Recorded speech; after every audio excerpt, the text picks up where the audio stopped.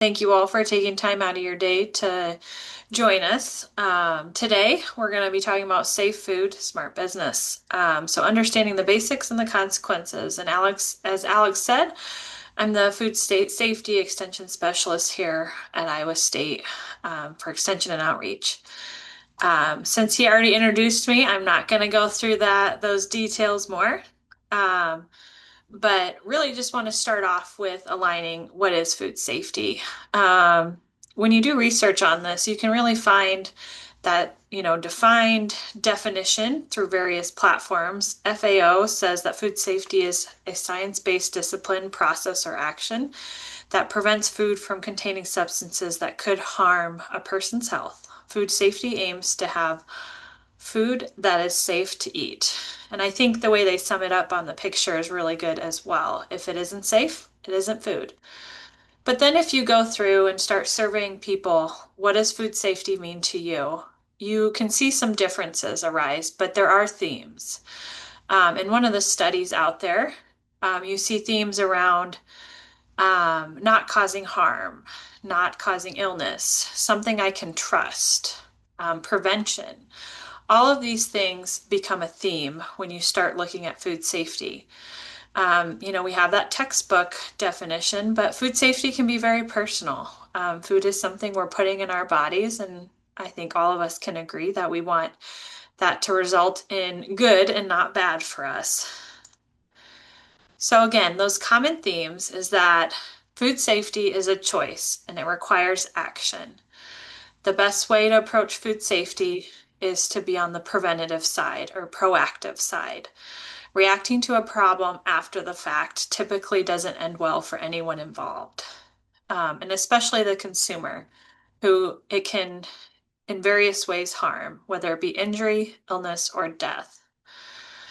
And unsafe food, as we just stated, not only has consequences for the consumer, but it also has consequences for the producer. Um, and these can vary from mild to very severe.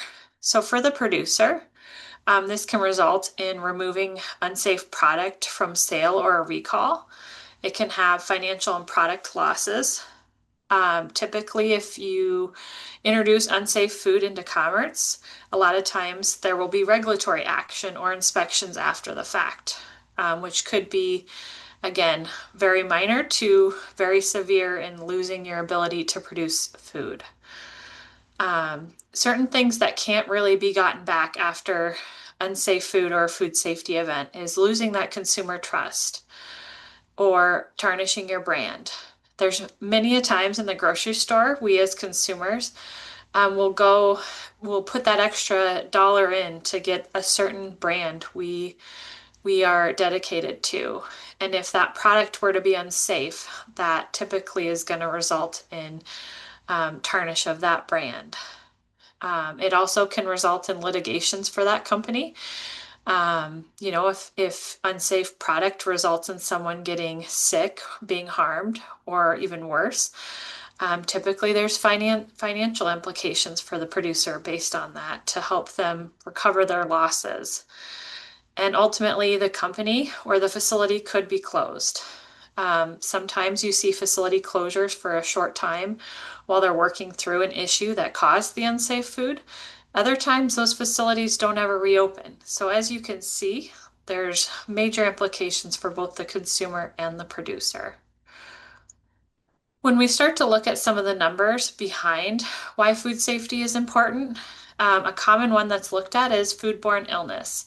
Foodborne illness typically is impacting 1 in 6 Americans every year. And if you keep in mind, those numbers can be a bit of a challenge. If you were to consume an unsafe product that just resulted in mild symptoms, you may not go to your doctor and it may not get reported. So this number could and likely is much lower than the actual number of people being made ill through their food. There's also numbers around if you break it down through illnesses, hospitalizations, and deaths. And what's interesting about these numbers is that for illnesses, viruses are king. Neuroviruses are typical main culprit behind illnesses, But as we get into more severe implications, we see that bacteria starts to take hold, and that's typically going to be bacteria such as Salmonella or Listeria monocytogenes. And it doesn't take long to look at news headlines to see information about these outbreaks or that they're occurring. They're relatively common, unfortunately. A question I pose to you is how many of these illnesses, hospitalizations, and deaths could have been prevented if someone had taken action proactively? We won't ever know that number, but it's definitely something to ponder. Another common number that people look at to say why is food safety important is the number of recalls being done by companies. From 2014 to 2024, the data is illustrated there. Typically, the recalls have been trending downward. And so you might say, well, there's a positive trend for food safety. One interesting thing about the recalls, if you break the numbers down more, is that the causes of these recalls remain relatively consistent, with the major being undeclared allergens, which we'll touch on in a few minutes, following by biological at 26%, and then finally foreign material. The last percentage to make that 100 are various reasons, but these are going to be your three main culprits. So three things to note about this, breaking this number down again, initially looks like a really positive trend. Some of the reasons for this trend in 2016, that is when compliance dates came into effect for the Food Safety Modernization Act. This was a major piece of regulation signed into law in 2011, and 2016 is when companies were first having to comply with some of the rules. And the big part of FSMA, or the Food Safety Modernization Act, was to encourage and require companies to move from a reactive culture to a proactive culture, ensuring that they understood the risks and hazards in their process and that they were doing something about it before the product was to the market. Another interesting dip was 2020, and I'm guessing we can all guess what 2020 really likely contributed here is COVID. A lot of things were off kilter, so likely COVID impacted this being a lower number. And then finally, another interesting thing to note about this data is in 2023, sesame was added as an allergen. So you see a slight increase, likely due to the fact that there was a new allergen that companies needed to be aware of. And again, unfortunately, sometimes we learn by making that error, and that's likely why we saw a slight increase there. So again, I said recalls are generally trending down. So why does this still make food safety something that's important and we need to continue to stay diligent on? Well, first of all, the number of hospitalizations and deaths from foodborne illnesses have actually doubled from 2023 to 2024, which I think is an important metric to keep in our mind because ultimately we don't want people getting sick. And so if this is still rising, this is still of the utmost importance. As well as, although the number of recalls has trended downward, the amount of product implicated by recalls is actually on the rise, meaning a single recall typically is impacting a lot more product. And this could be for various reasons. Could be that maybe a company didn't have proper sanitation controls, so they might have determined scope, and then let's say the FDA came in and said, sorry, we need to expand that. Or a certain product was recalled and then implicates many other products because of how it's used. So, although there might be some encouragement initially when we look at recalls, there's still a lot of opportunity there. So, we're talking a lot about unsafe food. What's typically causing this unsafe food? Typically, we see unsafe food caused by biological, chemical, and physical hazards. And we will just very briefly touch on these. Some examples of biological hazards include viruses such as norovirus, bacteria such as Salmonella and Listeria monocytogenes, and parasites such as Toxoplasma gondii. And keep in mind that biological hazards are the ones that are typically causing the food borne illness. So those really unpleasant things such as bloody diarrhea, vomiting, fever, that's these guys. They're causing it. Chemical hazard examples include undeclared allergens. And just a little bit more about allergens is that for the FDA, they've defined 9 major allergens. Again, sesame was just added in 2023. We have the others up there: milk, eggs, fish, shellfish, tree nuts, peanuts, wheat, soybeans, and again, sesame. These are defined as major allergens from a regulatory standpoint and require additional steps from the processor. Whether you're in your home kitchen or you're a major food manufacturing facility, there's requirements here. First and foremost, labeling, making sure that your consumer is aware that that allergen is there and present so that they can make the right choice for them. And secondly, making sure you declare all the allergens and don't have unintentional introduction of allergens through your process. This could be receiving materials with an undeclared allergen or introducing it through maybe poor practices in your facility. So allergens, major deal, and are right now the leading cause behind why companies are pulling product off the market. Other chemical hazard examples include mycotoxins, maybe an excess ingredient or chemical. So a good example of this is if you're cleaning with a chemical that's too concentrated, that can then become a chemical hazard that could cause harm. So again, whether you're in your home kitchen or you're in a manufacturing facility, there's reasons why ensuring your chemical concentration is at the right level is important. It's a delicate balance between getting it to a level where it's effective, but not too concentrated that it then becomes another hazard. And finally, radiological are some of the examples. The last type are physical hazards. A lot of times these are called foreign materials. These are things like glass, plastic, metal, and wood. And you might say, well, how is glass, plastic, wood, how are these ending up in our food? Believe it or not, they're present in the manufacturing environment as well as in your home kitchen. So the best way to avoid is to either eliminate them and replace them with something maybe more durable, or to ensure you have the right programs in place. So how can you take a proactive approach to food safety in your business? When you start hearing of all these hazards, it can be quite overwhelming to start to ask, well, how do I control all of these hazards?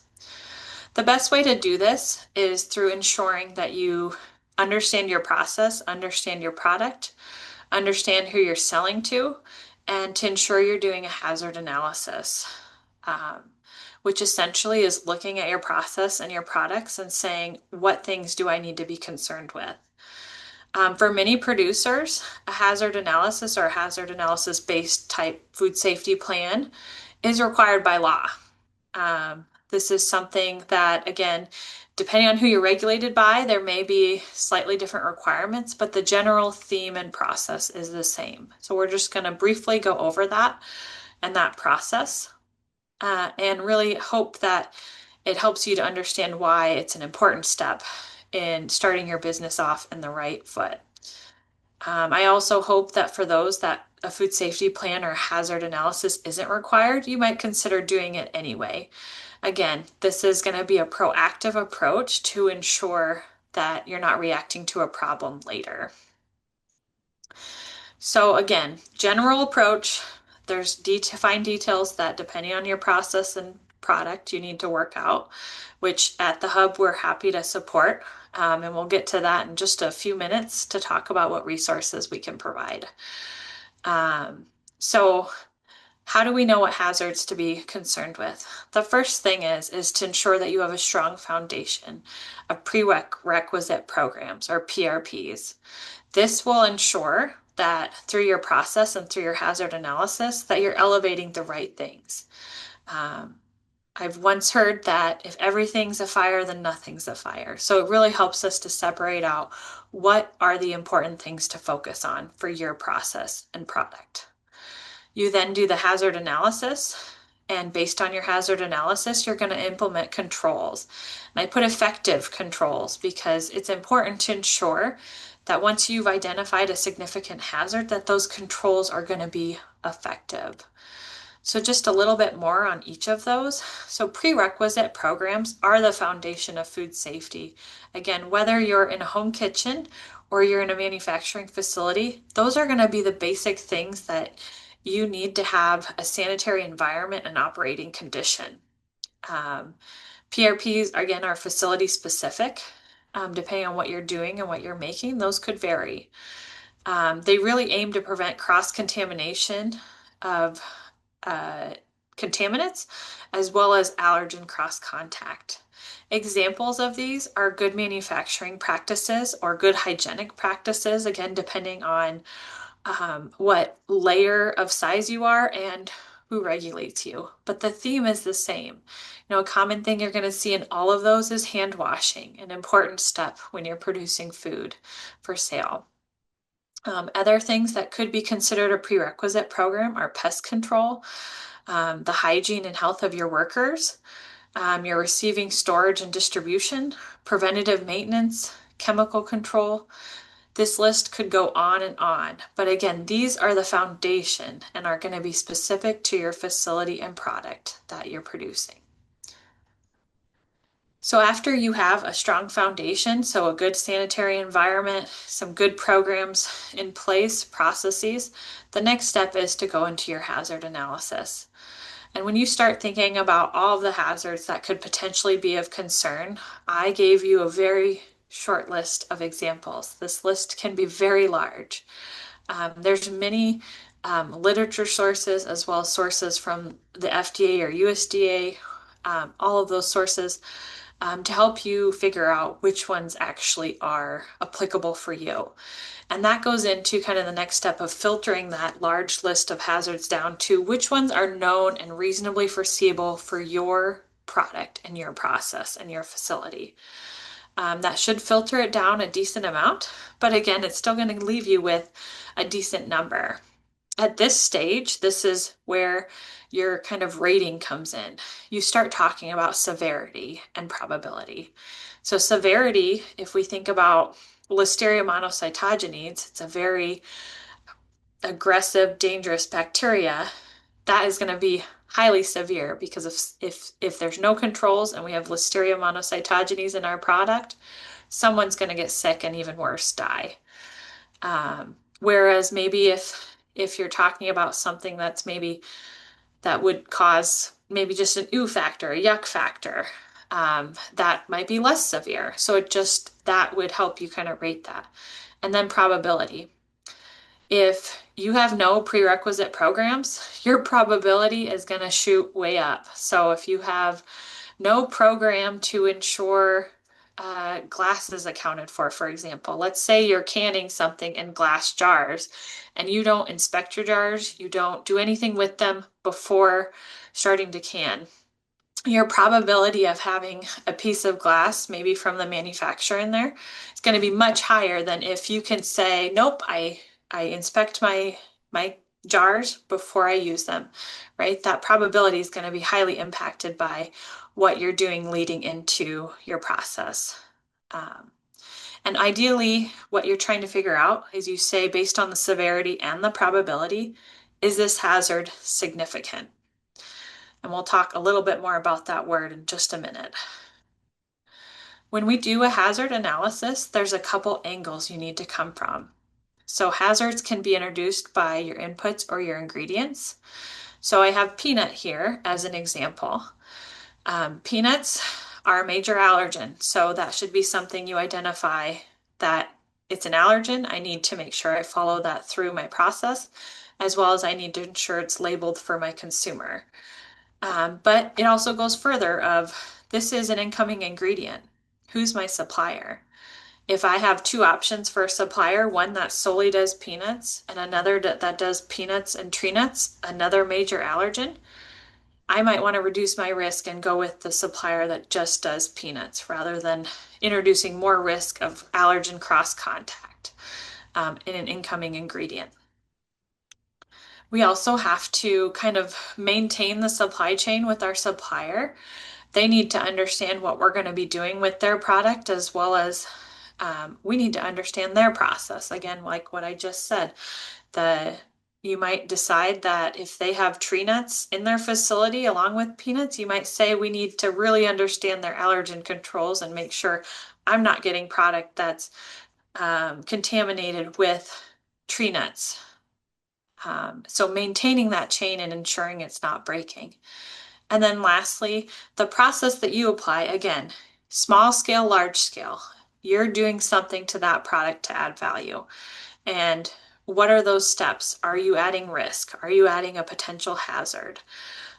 Those are the different sources or angles that hazard analysis really needs to consider.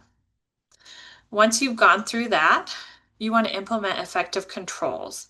So again, if a hazard is significant, so if it's got a high enough severity and probability, it is your responsibility as the producer to ensure that a control is implemented and documented.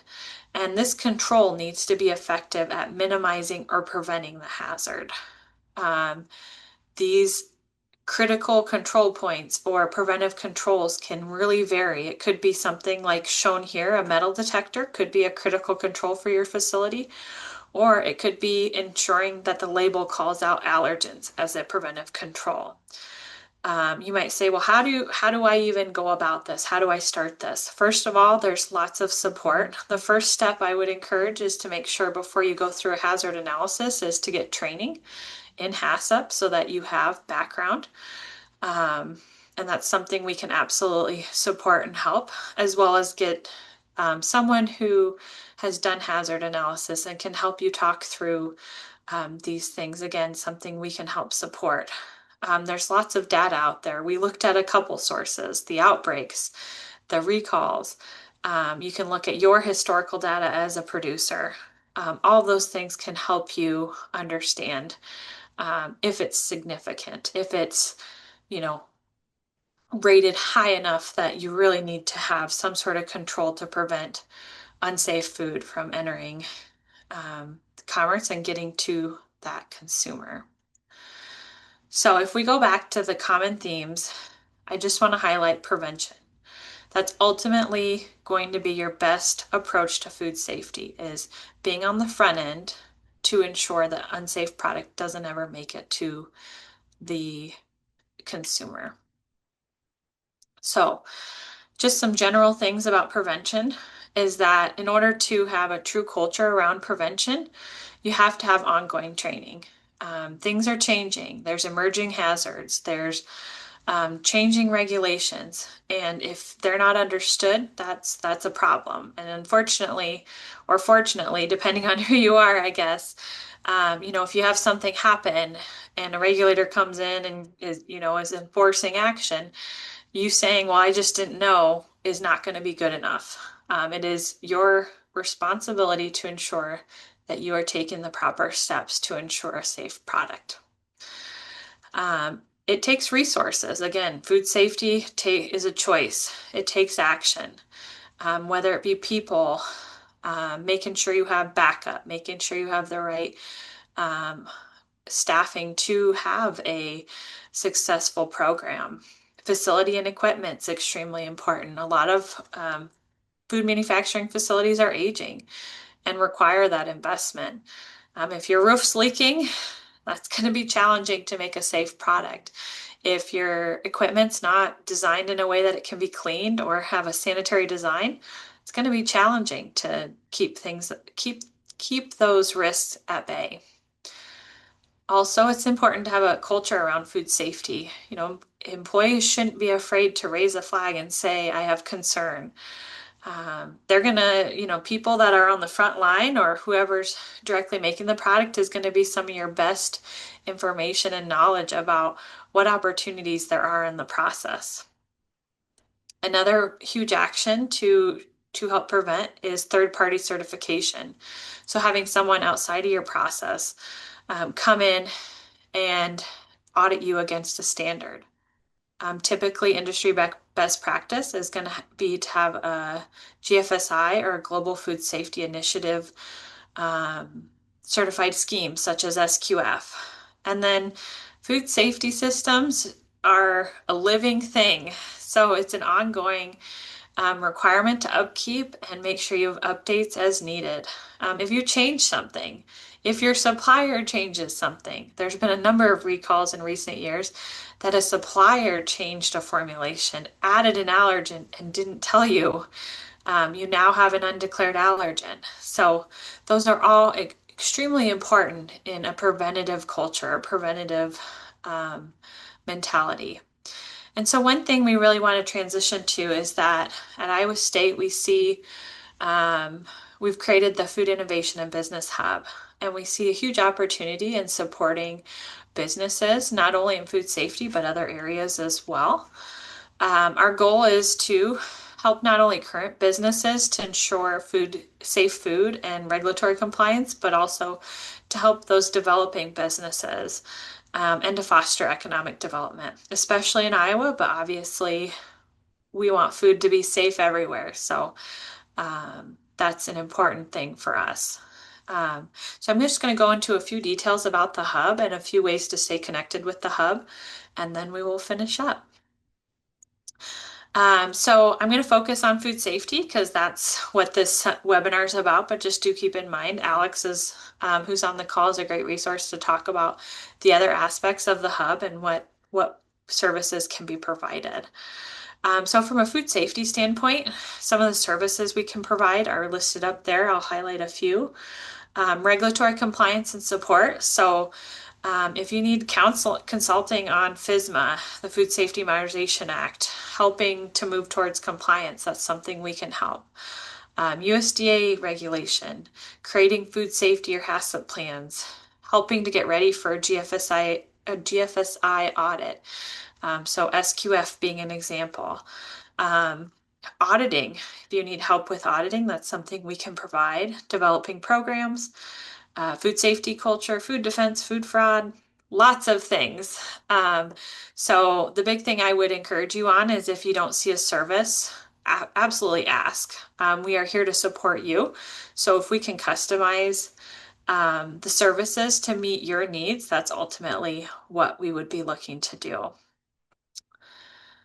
Trainings is another important part of prevention to prevent unsafe food from entering the market. We currently have the trainings that are listed there. I want to highlight the PCQI training because this training just got updated to version 2.0. So if you've previously had the 1.2, I highly encourage you to look to get trained in the 2.0. I will say in my previous life of working in industry, I functioned under 1.2 and now working to be that lead instructor in 2.0, it is quite different. There's more elements to the hazard analysis, and then there's a huge focus on the hazard analysis. So highly recommend getting that updated. And we will actually be offering that later this year, which I'll talk about in just a minute. We also can do general food safety training on various topics. Again, this can be customized based on your needs. We also have a internal lab that can do food analysis as well as beverage analysis. It's kind of grown out of it's under Dr. Aaron Norton, and the services currently provided are up on the screen. And I think the thing to really highlight on the services, trainings, and the lab analysis is if you don't see what you're needing, definitely ask. We are just getting the hub off the ground and continuing to hone in on what services and trainings and analysis can be useful for producers, large and small.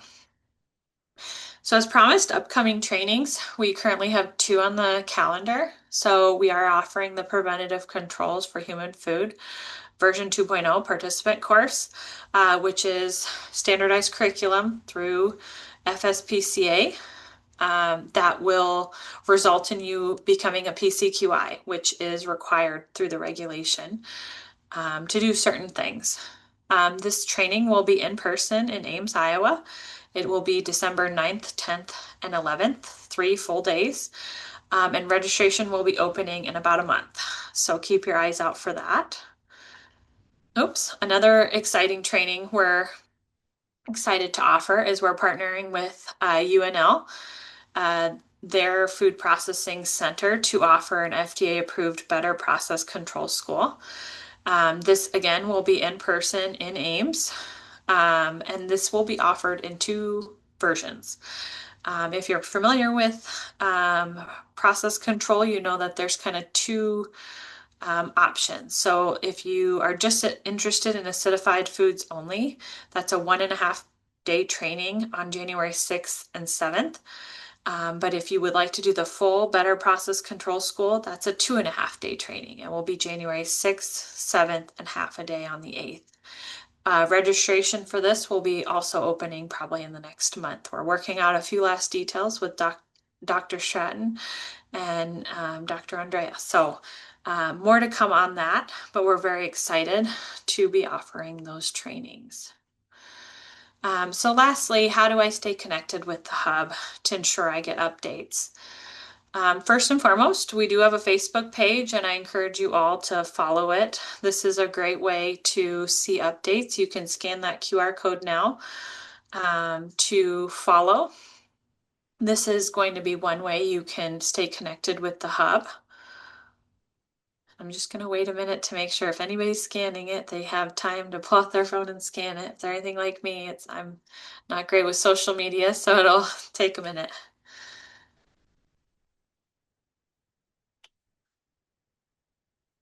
Okay. The LinkedIn page is currently being built, but will be coming soon.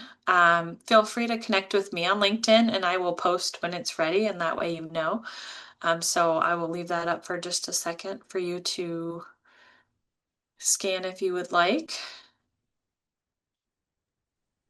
This is a good opportunity to mention too. If you have any questions, please feel free to drop them in the comments box or send us a message. We do already have some, so at the end, I'll ask Hannah. All right. All right. And lastly, our website for the hub is going live this week. So very excited about that. And on that website, there will be a place for you to subscribe. We promise not to overload you with emails. The goal of subscribing is just to keep you updated with what we're doing, letting you know about trainings that are happening and things like that. So I encourage you in the next couple of weeks to look for that, as well as I aim to send out something to the participants of this that's there. So I just want to really close with this was a very high overview of food safety. This is not it is my passion, and I've been doing it for a while now and really enjoy it, but hope that the essence of having a proactive approach to food safety, no matter what level you're at, comes through, and it's very important, and it can be overwhelming. So I really hope to hear from any of you that are producers or that even just have questions. We are here to support and really help to foster growth and education. So really look forward to connecting and hoping to get to know you. So I believe that's my last slide, so I'll leave that up. Thank you, Hannah. So one of the questions we received was, can you elaborate on how some of these methods apply to food trucks or food service facilities, such as restaurants? Sure.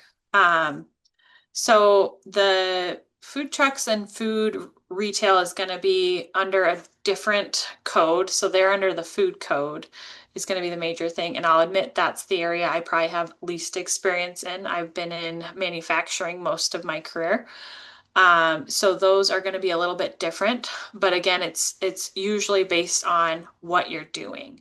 So if you're doing a high risk process where you have to temperature control for safety, or you are applying a kill step or a cook step, that's where it's going to be important to understand um, what steps are required. So like if you're cooking meat, what temperature are you needing to cook to, and how are you verifying that you're getting to that temperature every time? Whereas if you're doing maybe something less risky, for lack of a better way of saying it, the requirements are going to be lower. But again, it's going to really depend on what you're doing in that food truck or what you're doing in retail. And that's typically the approach as I'm starting to work with Dial and county contacts in Iowa. It really goes back to the risk and what process you're carrying out. But how it could apply is that again, um, looking at your steps. So if you're a food truck and you're making things with allergens, you have to train your staff to ensure that they know what an allergen is. They understand what practices control allergens. Um, and ensure, your cleaning process is effective against allergens. So the concepts are still going to be there. And ultimately, in a lot of this, if you don't have it documented through a HACCP or a food safety plan or just SOPs or however works for your process, that's going to be um, that's going to be the most important. But whoever asked that question, I'd be happy to connect with you offline and talk in more detail about maybe the specific question on retail and food truck if you're in those worlds. Yeah, definitely. And to kind of restate what Hannah said, we're here as a facility to help with that. If you have questions that are related more to the food truck and the business side, we do have a lot of individuals experienced with food trucks and food service that have either owned it or worked with those individuals. So feel free to reach out. One other question that was brought up was, are your trainings applicable to Iowa only, or do they expand nationally?